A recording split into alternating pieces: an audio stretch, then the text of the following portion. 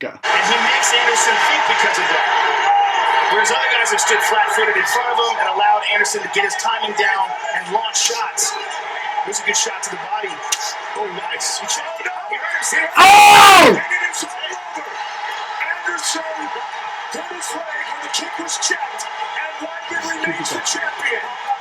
He broke his leg. Anderson fractured his leg. You can see his leg hanging loose now. Wow. He broke his leg. Unbelievable. What a crazy ending. It went limp. It snapped right in half. Right now, please.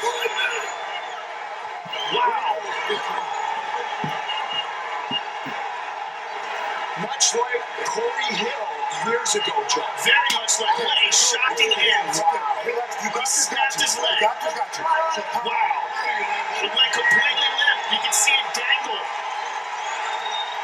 Unbelievable. Let's take a look at it again. We'll see if we can see it snap.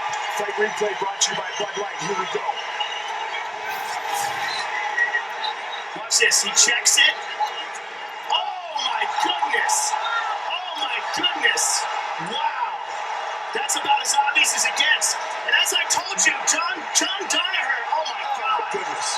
John Danaher said after the first fight that was